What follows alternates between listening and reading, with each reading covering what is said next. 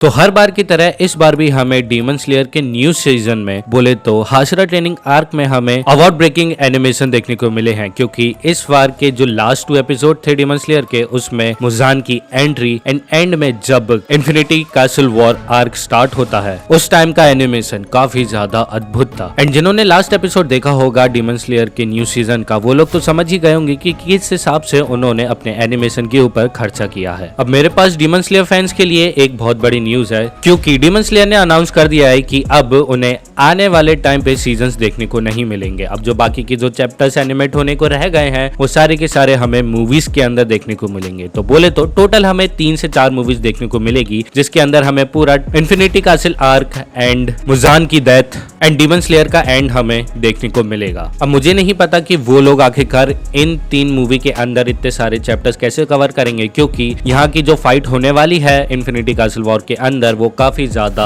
खतरनाक है। तो वेल एक्चुअली मैं इस वीडियो में आपको ये बताने वाला हूँ कि आखिरकार लास्ट एपिसोड के बाद इन्फिनिटी कैसल वॉर आर्क में आखिरकार क्या होने वाला है। तो वेल बेसिकली जैसे ही वो लोग मुजान को कैप्चर कर लेते हैं बट प्लान बदल जाता है। आप सभी ने तो देख लिया होगा कि कैसे आखिरी के कुछ सेकंडों में जितने भी डीमन स्लेयर्स थे एंड हाशिरा थे वो सारे के सारे एक कैसल के अंदर गिरते रहते हैं और वहीं से स्टार्ट हो जाता है हमारा इन्फिनिटी कैसल वॉर आर्क। अब यहाँ पे जितने भी हाशिराज थे वो सारे के सारे एक दूसरे से अलग हो जाते हैं। अब इसके कारण हमें शिनोबू अकेले देखने को मिलती है एंड उसके चलते हुए जेनित्सु भी अकेले ही होता है, लेकिन तांजीरो एंड ग्यू साथ में रहते हैं एंड इनोस्के भी अकेला ही रहता है। अब जिधर मुइचिरो एंड साने में साथ में रहते हैं और उन्हीं की थोड़ी दूरी में ग्यू में भी रहता है एंड तभी हमें मित्सुरी एंड ओबानी साथ में दिखाई देते हैं। So well basically infinity castle arc में हमें सारे के सारे हाशिरा एक दूसरे से अलग देखने को मिलते हैं। जिधर शिनोबू की फाइट होती है डोमा से, जिधर डोमा शिनोबू को हरा देता है, लेकिन शिनोबू जानबूझ के हार जाती है डोमा के अगेंस्ट, क्योंकि उसको मारने के लिए उसके अंदर पॉइजन डालना था उसको, तो इस वजह से उसको मरना था एंड ये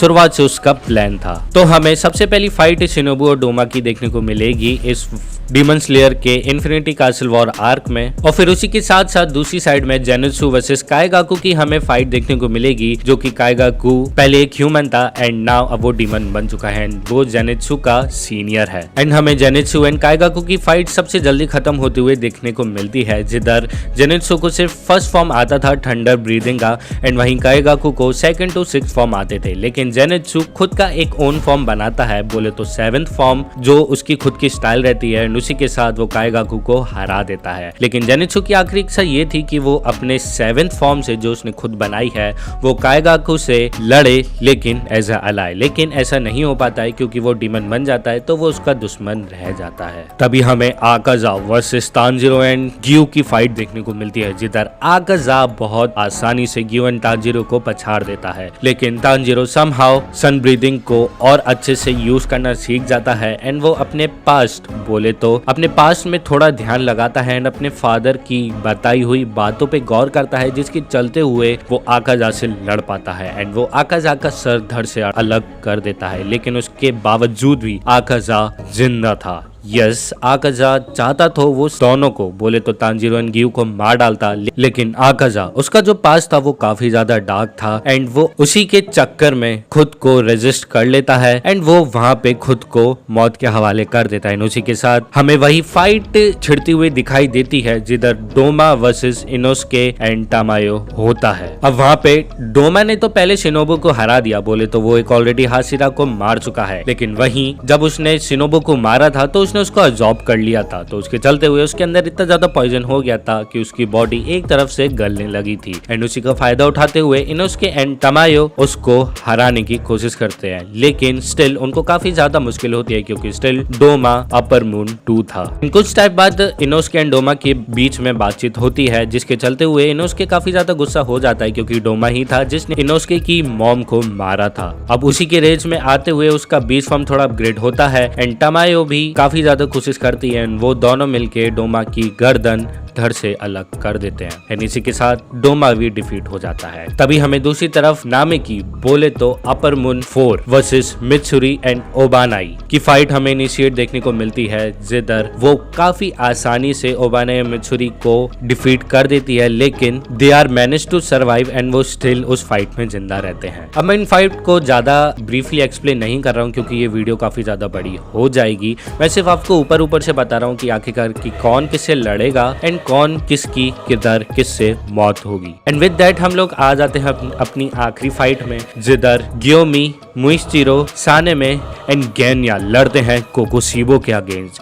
जिधर कोकोशीबो इजीली उनको 1v4 कर देता है, जिधर गेन्या एंड मुइशिरो की डेथ हमें देखने को मिलती है, लेकिन सानेमे एंड ग्योमी मिलके कोकोशीबो को हरा देते हैं। लेकिन आखिरी में हमें सानेमे एंड गेन्या के बीच में थोड़ी कॉन्वर्जेशन देखने को मिलती है एंड टू बी ऑनेस्ट जब मैं चैप्टर पढ़ रहा था तो मुझे काफी गेन्या की मौत पे बुरा लग रहा था एंड मैं ये चाह रहा था कि मुइशिरो आगे फर्दर लिव करे, बोले तो वो जिए, लेकिन ऐसा नहीं हो पाता है, वो मर जाता है क्योंकि मुझे मुइशिरो काफी ज्यादा अच्छा हाशिरा लगता है। एंड जैसे ही कोकोशीबो की डेथ हमें देखने को मिलती है इस आर्क में, हमें तभी मुजान की एंट्री देखने को मिलती है जो कि फुल्ली रिकवर हो चुका था एंड वो तैयार था इन सबसे लड़ने के लिए। एंड उसी के साथ साथ एंड अब जितने भी हाशिरा बचे हुए थे वो सारी के सारी एक जगह इकट्ठा हो जाते हैं तांजिरो के साथ एंड वो लोग मुजान से फाइट करते हैं। तो ये थी कि आखिरकार हमें कासिल के अंदर जाने के बाद किस किस की फाइट हमें किस किस के अगेंस्ट देखने को मिलेगी। एंड मैं सच बताऊं तो सबसे ज्यादा फाइट में जो मजा आएगा वो थी आकाजा वर्सेस तांजिरो की, जो अगेन फिर से होती है, जिधर आकाजा फिर से उनको डोमिनेट कर देता है। एंड उसी के साथ साथ हमें कोकोशीबो की फाइट काफी ज्यादा अच्छी एनिमेट होते हुए देखने को मिलेगी, ये मैं लिख के दे देता हूँ। और इसी के साथ साथ मैं अपनी ये वीडियो एंड करता हूँ और अगर आप चाहते हो कि मैं इन सब की फाइट ब्रीफली एक्सप्लेन करूँ सो प्लीज मुझे कमेंट सेक्शन में जरूर कमेंट करके बताना कि मैं करूँ या ना करूँ, क्योंकि आप में से ज्यादातर लोग एनिमे का वेट करोगे बट हमें ये एनिमे हमें अगले साल देखने को मिलेगा, बोले तो 2025 में, वो भी सिर्फ एक मूवी देखने को मिलेगी। तो बेसिकली वो लोग सिंपली हाइप बनाएंगे और 1 2 3 4 साल में पूरा डीमन स्लेयर खत्म हो जाएगा पर मूवी के हिसाब से। अगर उनका मन किया तो वो आखिरी में कुछ एक सीजन पटक दे जिसके चलते हुए हमें सबकी हैप्पी एंडिंग देखने को मिल सकती है। लेकिन जिस हिसाब से न्यूज हमें मिली है उस हिसाब से यही है कि डीमन स्लेयर इन 3 मूवी के अंदर पूरा कवर कर दिया जाएगा। तो अगर आप सभी को ये वीडियो पसंद आई हो तो please don't forget to like and subscribe. मैं मिलता हूँ सभी को नेक्स्ट वीडियो में। Until sayonara.